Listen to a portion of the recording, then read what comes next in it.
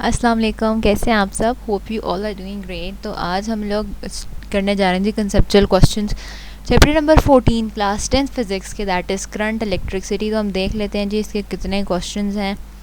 ये हम आ गए हैं कंसेप्चुअल क्वेश्चंस वाले पेज पे। So it is having 11 questions.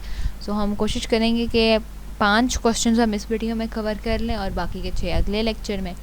ये हम आ गए हैं जी नोट्स पे। पहला है हमारे पास, can current flow through a circuit without potential difference. तो क्वेश्चन है कि क्या करंट पास हो सकता है पोटेंशियल डिफरेंस के बगैर। So electric current can not flow in a circuit without potential difference. Explanation है, charges flow between 2 points due to potential difference between them. Charges flow ही एक पॉइंट से दूसरे पॉइंट में इसलिए करते हैं क्योंकि इनमें पोटेंशियल डिफरेंस होता है, ठीक है। Thus, as long as the potential difference is maintained between the 2 points, the electric charges keep on moving continuously and the electric current is there in the circuit. Therefore, without potential difference, electric current cannot be established in a circuit. यानी कि current को flow करने के लिए एक circuit में दोनों जो पॉइंट्स हैं उनके दरमियान पोटेंशियल डिफरेंस होना ज़रूरी है, ठीक है। फिर उसके बाद हमारे पास अगला है question number 2, if aluminium and copper wires of the same length have the same resistance which has larger diameter, why?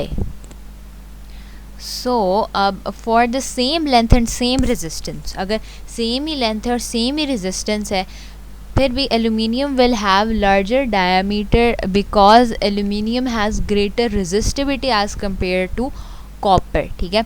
As we know that resistance of conductor is directly proportional to its length and inversely proportional to the area of conductor। और ये आप लोगों ने पढ़ा हुआ resistivity के factors में कि resistance किस पे डिपेंड करती है, उसका जो कांस्टेंट है वो रो है, जो लेंथ है उससे डायरेक्टली प्रोपोर्शनल है और एरिया से इन्वर्सली प्रोपोर्शनल है। हेयर रो इज़ द, ये जो पी वाला साइन से रो पड़ता है, is the resistivity of the material. यानी कि ज़रा कांस्टेंट के होता है ना, यहाँ रो उसकी रेजिस्टिविटी को शो कर रहा है। Since aluminium has greater resistivity as compare to copper, therefore to make the resistance equal for the same length, area of aluminium will be taken larger since area of cross section is given by, area का formula है pi are square, ठीक है। अब are square, are radius होता है diameter का half, तो D divide by 2 और आर के ऊपर ये वाला जो स्क्वायर हमने यहाँ लिख दिया। अब जब आगे हमने फॉर्मूले को फर्दर खोला तो pi is equal to D square और 2 का स्क्वायर 4 हो जाता है, यहाँ आ गया। इससे मतलब है कि एरिया डायरेक्टली प्रोपोर्शनल है डायमीटर के स्क्वायर के। Therefore diameter of aluminium will be larger as compare to copper. ये हमने एल्यूमिनियम का निकाल लिया। फिर है हमारे पास question number 3, what is resistance across open switch and close switch of a circuit. तो ओपन स्विच वो होता है कि जिसमें से करंट फ्लो नहीं कर रहा होता, और क्लोज स्विच वो कि जिसमें से करंट फ्लो कर रहा होता है। So the resistance across open switch of a circuit is infinity and across the close switch of a circuit is 0. Explanation of when the switch of a circuit is open, there is no path available for the flow of charges. So we can say that the resistance of the circuit is infinity. ठीक है, and when the switch of a circuit is closed, the charges can flow easily in it. So we can say that the resistance of the circuit is nearly equal to the resistance of that wire. ठीक है। फिर हमारे पास अगला जो question number 4 है, that is a bird is sitting on a high voltage transmission line but it is not electrocuted, why. ठीक है, ये उसे करंट क्यों नहीं लगता। When it tries to fly it touches another bird that is sitting on the second transmission line of the pole, now it is heavily electrocuted, why. ठीक है, पूछने के पहले जब वो अकेला बैठा हुआ था तो उसे करंट नहीं लग रहा था, हालांकि वो एक हाई ट्रांसमिशन वोल्टेज लाइन पे बैठा हुआ है, उसे करंट नहीं लग रहा था, क्यों। और दूसरा ये कि जब वो उड़ने लगा होता है तो वो एक दूसरे बर्ड को टच कर जाता है और फिर उन्हें बहुत बुरी तरह वाला करंट लग जाता है, इसकी क्या वजह है। So it is possible for a bird to sit safely on high voltage transmission line wires without being electrocuted because they touch only one wire at the same time, causing no potential difference between its two legs and hence no current flows through the body. ठीक है, यानी कि जब वो एक ही तार पे बैठा हुआ है तो वो पोटेंशियल डिफरेंस नहीं बन रहा, उस तार में एक ही पोटेंशियल है, एक ही वोल्टेज है जो फ्लो कर रही है, कोई डिफरेंस नहीं है उसमें। लेकिन जो उससे दूसरी वाली तार होगी, अब फर्स्ट करें जो परिंदा है वो दूसरी वाली तार पे बैठा हुआ है, तो जब उड़ते हुए पहली तार वाला जो परिंदा उड़ा है जब दूसरे वाले को जाकर टच करेगा तो दोनों तारों में जो पोटेंशियल डिफरेंस है वो है, तो एक वाली में हो सकता है ज़्यादा वोल्टेज हो और दूसरी वाली में कम वोल्टेज हो, तो वो एक पोटेंशियल डिफरेंस, और जो दोनों बर्ड्स होंगे वो एज अ पाथ एक्ट कर जाएंगे करंट को फ्लो करने के लिए और उन दोनों को करंट लग जाएगा. The potential difference in a single wire is zero. So if a bird is sitting on it, there is no potential difference across its feet and current does not pass through its body and hence is not electrocuted.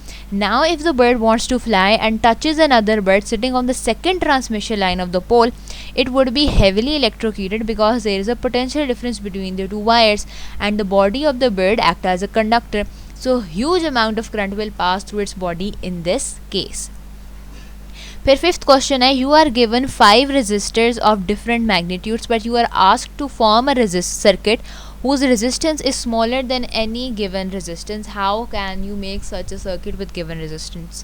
So by connecting the resistors in parallel, the net resistance of the circuit can be made smaller than the smallest resistance in the combination. Suppose we have 5 resistors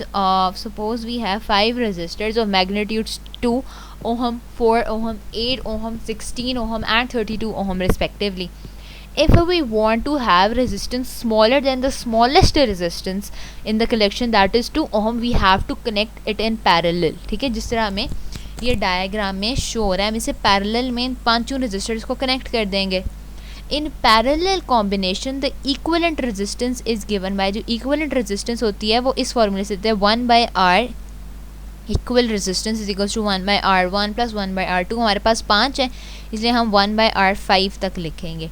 अब हम values डाल देंगे. पहले हमने 2 ohm consider की थी, फिर हमने 4 ओहम कंसिडर की, फिर 8 की थी वो हमने लिख ली, 16 कंसिडर की थी वो लिख ली, 32 कंसिडर हमने किया था वो लिख लिया.